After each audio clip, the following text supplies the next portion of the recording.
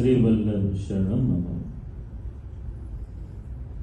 अत्र उपस्थित सर्व हवेलीना दृष्टिगणों एवं वल्लभी सृष्टिना भाई वैष्णवजनों, खूब ज आनंदनो अवसर कि श्री वल्लभनो प्रागट्य उत्सवना दिवसो चाली रह्या छे अने एमां सुंदर सत्संगनो अवसर मळ्यो। श्री महाप्रभुजीनुं समग्र हिंदू धर्म माटेनुं योगदान अने मानव मात्र माटेनुं योगदान खूब ज अद्वितीय छे। श्री वल्लभनो अवतार थयो अने आ धरतीने पण पावन करी। ज्यारे भगवानનું प्रागट्य થયું ત્યારે 11 વર્ષ અને 52 દિવસ ખુલ્લા ચરણારવિંદથી વ્રજની ભૂમિમાં વિહાર કર્યો અને એ જ ધરતી વ્યાકુલ બની કે અમે બીજી ધરતીને પ્રભુના ચરણોનો લાભ તો મળ્યો નથી, ક્યારે મળશે? આ તો ખાલી વ્રજને લાભ મળ્યો। ધરણી અતિ વ્યાકુલ ભઈ વિધિ સો કરી પુકાર, શ્રી વલ્લભ અવતાર લે તાર્યો સબ સંસાર।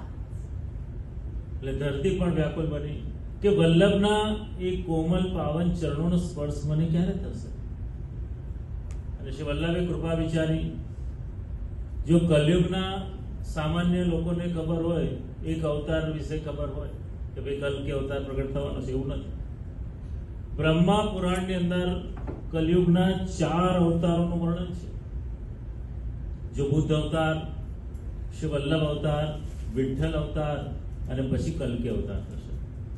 3 અવતાર થઈ ચૂક્યા છે અને કલ્કી તો અંતમાં થવાનો છે। ઋગ્વેદની જૈમિની સંહિતામાં પણ ઉલ્લેખ છે શ્રી મહાપ્રભુજીના પ્રાગટ્યનો। ભવિષ્ય પુરાણમાં પણ ઉલ્લેખ છે। સનત કુમાર સંહિતામાં પણ પ્રમાણ મળે છે। તેવા શ્રી મહાપ્રભુજી સાક્ષાત ભગવાનનો અવતાર। આપણે બધા બળભાગી છે, ભાગ્યશાળી છે કેવા સાક્ષાત ભગવાનનો જે અવતાર થયો એના આપણે શિષ્ય બન્યા। તે શિષ્યનો પણ અભાવ કહેવાય। અને શ્રી હરિરાયજી મહાપ્રભુ જેમના દ્વારા આ વલ્લભ સાખીની રચના થઈ, એને શ્રી મહાપ્રભુજીનો ખૂબ જ આગ્રહ। મનમાં કંઈ પણ તાપ થાય અને વલ્લભનું સ્મરણ ચાલુ કરવું। એકવાર તો વલ્લભના દર્શનનો એટલો બધો તાપ થયો, 3 દિવસ થઈ ગયા સતત વલ્લભનું સ્મરણ કર્યું છે। એક જગ્યાએ એક આસન પર બિરાજમાન થઈ ગયા અને ત્યાં એટલો બધો તાપ કર્યો કે સાક્ષાત શ્રી મહાપ્રભુજી પોતે પ્રગટ થઈ ગયા, હરિરાયજીને આશીર્વાદ આપ્યા।